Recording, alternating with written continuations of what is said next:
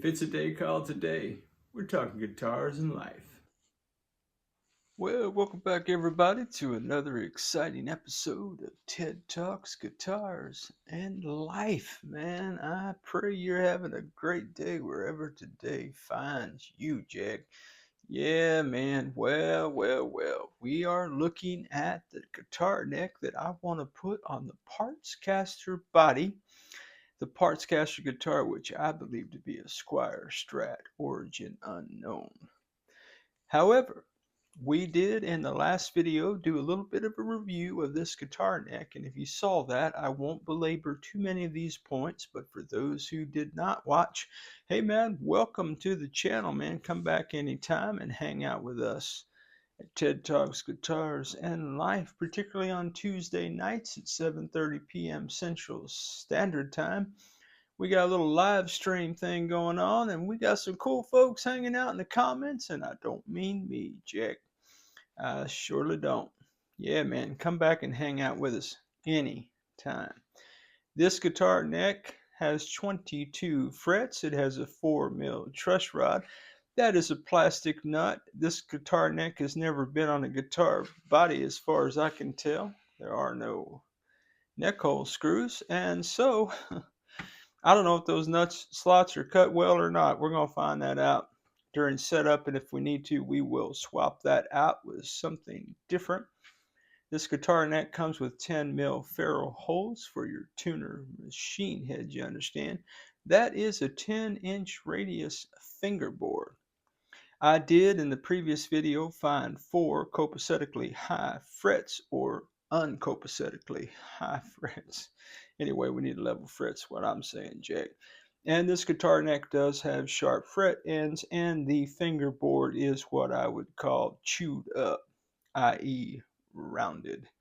Or I think somebody attempted to round it. So I pointed out in that video, I think if I hold this up about right here, you can tell. You see the discolorization right here of this board. Guys, that's not just a paint difference. That's not like stain didn't take or anything like that. What has happened, the other giveaway, is you see how the edge of the fret, this is duller than the middle on both sides of this guitar neck. And oh, by the way, the grindage is on both sides of the guitar neck. Guys, this is very reminiscent of the Leo James Telecasters that you can see in the playlist in the description below, where the Leo James fanboys came at me full force, man, for pointing out a very obvious, what I thought was either a factory defect on count them, two guitars that I got, the same model.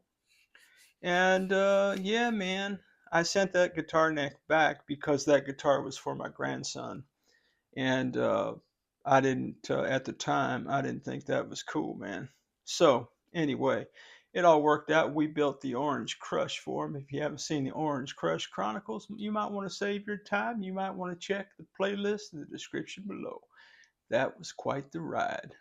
Anyway, so I think what happened is either at the factory, the CDC machine got away from them and it chewed up the side of this fingerboard. And here's the deal, man. Even though this got chewed up, man, those frets are still sharp, Jack. Look at that.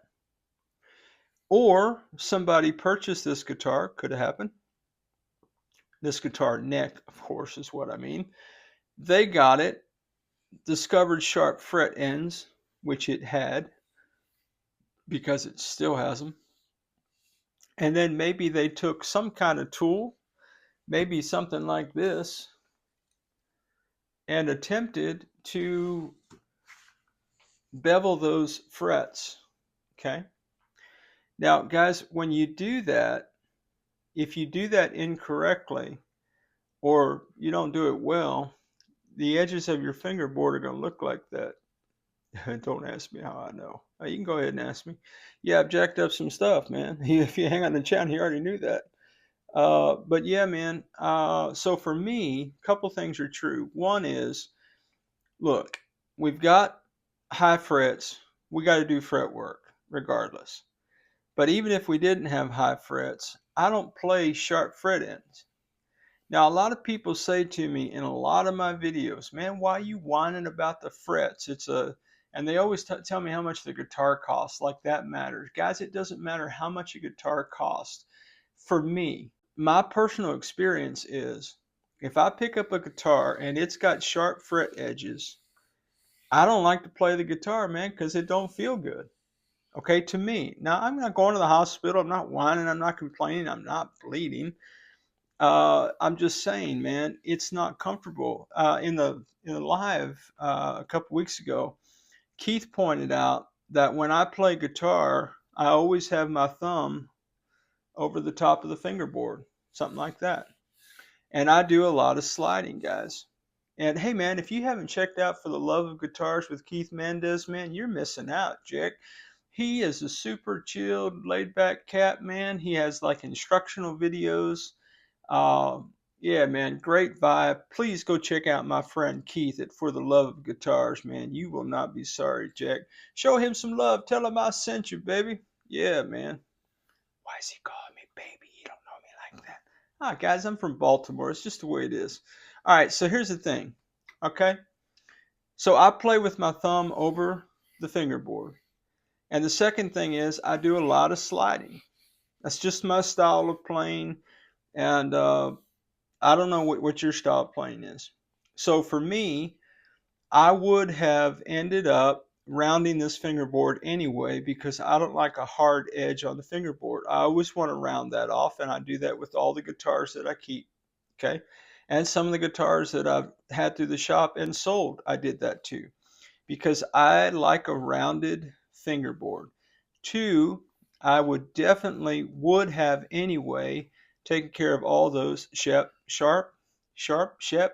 Oh, it's way too early for this, man. Sharp fret edges. Oh, there we go. There's some words we could put together in a sentence. Anyway, so I reached out to the good folks at TWT. I reported this on the last vid, I think. And they offered me a 20% discount, Jack, and I took it and ran. Why, my friends? Because I was going to do that work anyway. But that notwithstanding, man, this guitar neck was $47.95. Guys, a guitar neck is not supposed to look like that. That's all I'm saying. That was my only point. A point well taken by them. They did give me the discount. I did take it. I did run. Decided I would keep this guitar neck and see what we could do to it, man. Will it work? Guys, I don't know. I never know if anything's going to work on the channel. All right, so I've got my 10-inch radius sanding block from the good folks at Guyker. Guys, these are super expensive. I purchased this with my own money because I'm doing more guitar leveling work. And I actually have two of them. They come on, and this has 10 degree on one side, 14 on the other, and I've got another one that's like 12 and something else over there. Okay, so I'm going to put 400 grit sandpaper on here because I don't have any 320. At least that's what I think I'm going to do. And I'm going to do a little and level those frets on up. That's the sound that a file makes. Yeah, I'm going to level all that up. I'm also going to take my beveling file. Now, have you ever heard the expression, it's going to get worse before it gets better? Guys, this is what's going to happen. I'm going to take that file to this, and it's going to look worse initially than that. Okay? It just is. Because I'm going to round that down, and I'm going to take those frets downtown, baby. That's what I'm saying. So it's going to, if you hang out and you watch the vids, it's coming up, and we do the work, you're going to see, man. You're going to say something like, it's going to sound like this. It looks worse than it did. You're right. So just know that I'm going to go ahead and finish what was started here. I'm going to round this fingerboard off on both sides consistently. It was kind of attempted, but not consistently. And I'm going to deal with those sharp fret edges. And then I think I got to tape the board up before I polish the frets because those aren't inlays. Those are painted on dots. So sanding that will take those dots off, and I don't necessarily want to do that. So we've got some work cut out for us, man. Yeah, man, we're gonna level some frets. We're gonna deal with sharp fret edges. We're gonna polish those frets, and then when I get done with the guitar neck, we will need to clean and condition it again. It doesn't need anything right now because it's brand new, but other than the obvious things I just stated, that is. So, guys, we got some work to do, man. Hey, man, why don't you run out to the kitchen, grab you a cookie, some popcorn, some cup of coffee, whatever it is you dig, Jack. Hey, if you can find a nice pastry, bring me one, Jack. Yeah, man, guys, we got work to do, baby. Get on up, go into the kitchen, get your snack, man. Come on back to workbench. We got work to do. Let's get into it, Jack.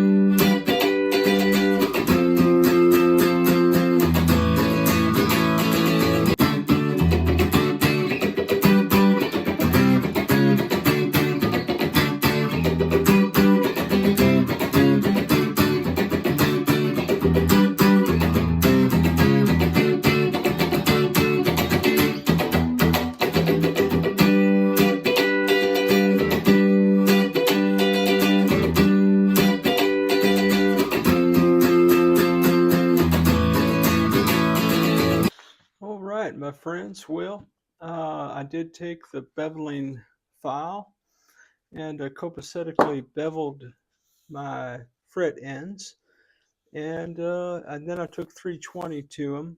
Then I cleaned all that up, the debris and whatnot, and have taped the board up.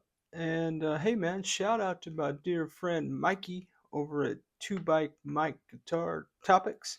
If you guys don't hang out with Mike, you're missing out. Jack, Mike's done over 70 guitars, man. I think he's approaching his last one, man. He's bought just about every kind of budget guitar you can think of and modified them. He's running out of options, man. So I'm hoping that a guitar company will make something that piques his interest, man, because videos without Mike, man, just ain't right, Jack. Hey, Mike, love you, bro. Hope you're having a great day, man. I was watching Mike the other day, and he was talking about the virtue of taping the board and how long it takes versus, man, J-Man's got this. Hey, shout out Jay. J-Man's got this Music Nomad doohickey. I think that's a technical term. It is a technical term that you just put over all the frets. It's kind of the equivalent of, one of these doohickeys right here. Man, I'm just spewing out the technical jargon on a where you kind of put this over the fret and do that, but it's like a whole sheet of those, so he doesn't have to tape his boards up. And I've been thinking about getting one of those, man, but here's the thing about those. They're like $50, man, in the States. However, I did get to thinking, I take quite a bit of abuse. No, man. Everybody keeps jacking with me about my copacetic use of tape. Jack, shout out Keith, man, and Chris and everybody else, man, the oob who love to poke fun at me about my use of tape. I was thinking as I was taping this board up, man, Mike is right. It doesn't take a super long time to do this. I don't know how long that was in real time.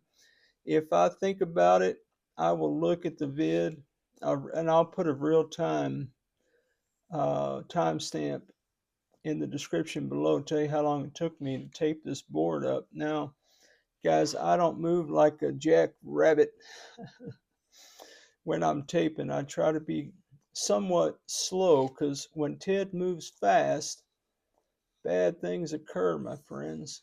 So I tend to take my time, and man, while I do this kind of stuff, I'm often praying for folks, man. And I pray you guys are surrounded by people who love and affirm you, man. I really, really do. I appreciate you hanging out with me, man.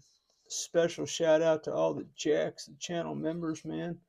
And guys, look, if you don't have the money for YouTube memberships or you don't believe in all that, Jack, that's all right by me, baby. Just know if you spend any moment of your life hanging out with me at TED Talks, Guitars, and Life, I consider you a Jack. Jack. But I was calculating the time, okay? The time is not a lot of time for me, I don't think. Again, I'll put the real time stamp in the description below. But what I was thinking about while I was doing this, in addition to praying for some folks, particularly praying for Isaiah, who is on the heart transplant list, man, guys, keep praying for our brother. He's really going through it. Needs a new heart, man. All right, guys. So back to the trivial pursuit of guitars, which, keep us going, man. So guitars are a great gift from above is the way I see the world. Anyway, my guys, here's the thing. What I was thinking about is the cost of tape. And I got to thinking, I wonder how much money I've spent on tape. And it might be worth a calculation of the cost of replenishing my tape supply next time around. And it may justify the expense of that Music Nomad Shield, where I don't have to tape anymore. So that is a factor I was considering. Just thought I would share that. Well, I have marked up these frets with my Sharpie. I have my 10-inch sanding block from Guyker. I need to find my 400 grit sandpaper. And I need to cut off a little dab will do you of that. Put that on my block and get to filing, baby. All right, guys. The fast forward shall commence in just a few moments. We're going to file us some frets. And then we're going to polish frets, baby. Because that's what we do. All right. Stick around, man. Here comes the good stuff.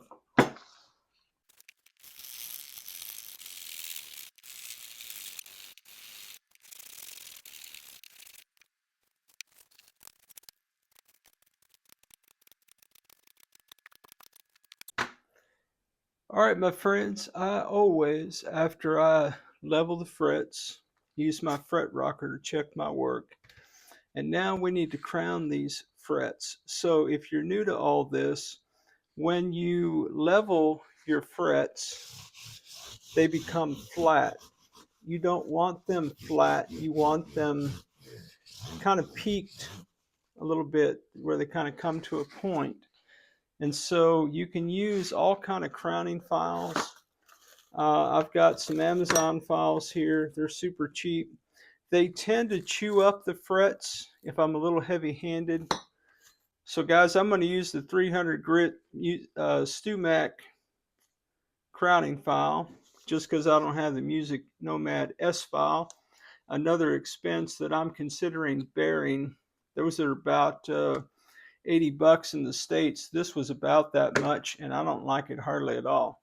But it's the tool that I have, so it's a tool that I will use. Hey, guess what, Jack? Use the tools you got, baby. Don't worry about it. All right, let me crown these frets and quit playing.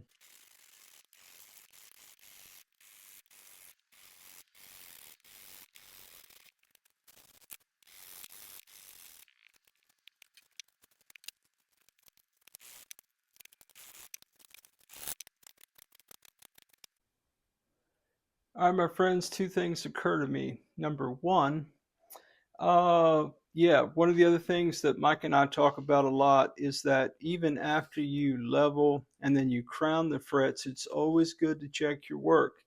So you may have noticed that I found the second fret was high even after I'd leveled and crowned. So maybe I got a little too aggressive with my crowning file. I don't know. So I did have to level that up. I am level through the 12th fret. So now what I'm going to do is I'm going to take some 400 grit sandpaper. I'm going to put it back, a new slice of sandpaper on my Guyker beam here, sanding block as it were. And then I'm going to tape off probably around the 12th fret.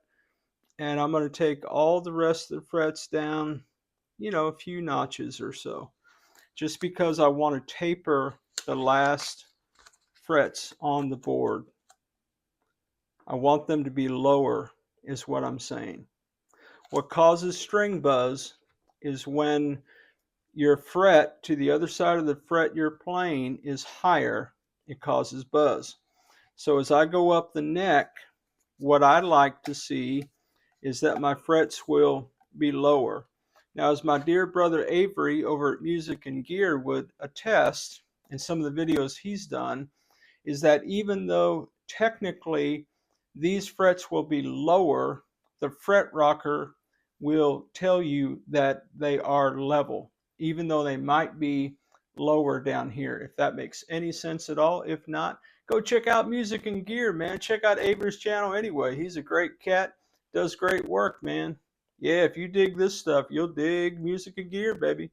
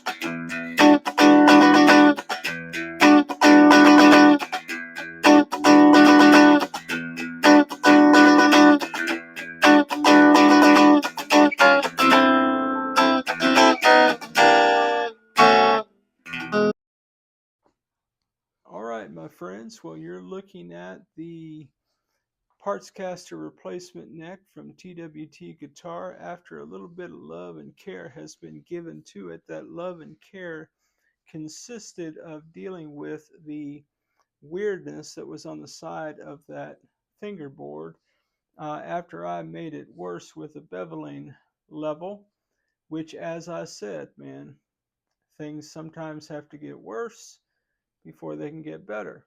So I did take the blue tape and I made a line of demarcation where I wanted it.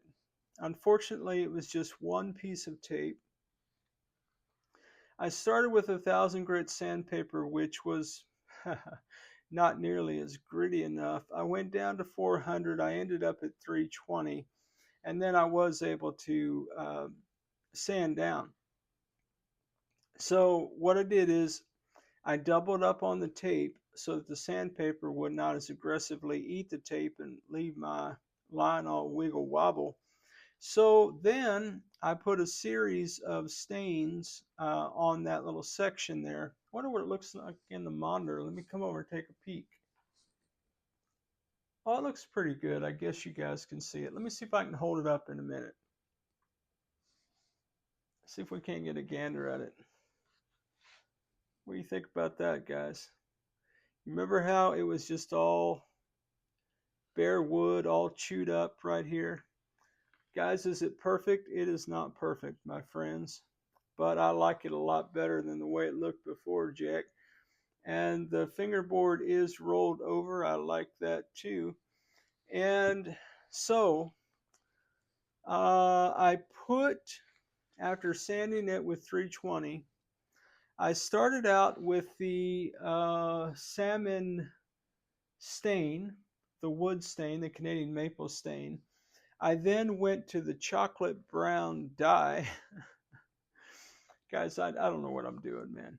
And I landed with Gunstock 231 Minwax stain. And I think it looks pretty good, man. Is anybody going to care about that from the 22nd row? Probably not. Is that line perfect? Oh, I don't know that it's perfect. It's pretty straight. So based on what I'd learned on the bottom, I treated the bottom of the guitar neck the way I would the back of a guitar when refinning.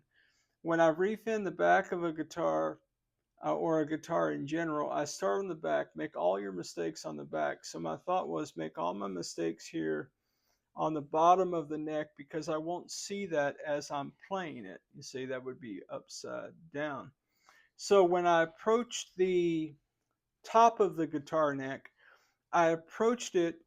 Why can't we see it? Well, it's not time yet. That's why. Come on, man. Critics are everywhere. So then when I did the top of the guitar neck, what I learned on the bottom informed my decision making. So one, I straightway started with 2 plies of tape so that when I sanded, I did not sand through the tape so easily. All right.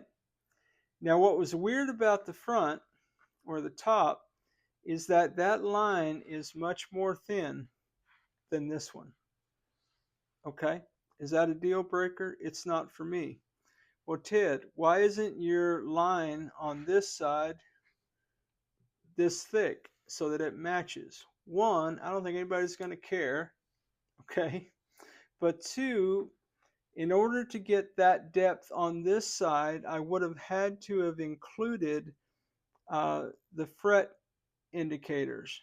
And I could not sand where the fret indicators are because that's not an inlay, that's just paint. So I decided I would do a thin brown line right there. Maybe you can see it.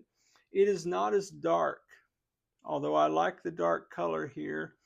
As soon as I got this covered with one coat of Gunstock 231 and wiped it off, and I got kind of that very subtle brown, I thought, you know what, if I was playing this guitar, man, and I was really looking, maybe I would notice it, but maybe I wouldn't. So I decided to go with that. So that's why that line is so thin. Is that a straight line? Oh, it's pretty straight. Is it perfect? Guys, it's not perfect. But I'll tell you what, it's not. It's not chewed up anymore. And let me tell you about these frets. These frets are no longer sharp, Jack. In fact, in a lot of the work vid that I just did, you may have noticed that I used a paper towel or a shop towel for a lot of the cloth action. And these sharp fret ends, what were sharp fret ends, the sharp fret ends that, you know, were leaving lines in my fingers, man, didn't even break the paper towel. So let me just tell you, man, this guitar neck, it's thinnish. What are we rocking on this bad boy? Let me tell you. Man, how's your day going? 20.4 at the first fret. 21 at the 12th fret. So guys, that's thinner than the Squier. That's thinner than the PV.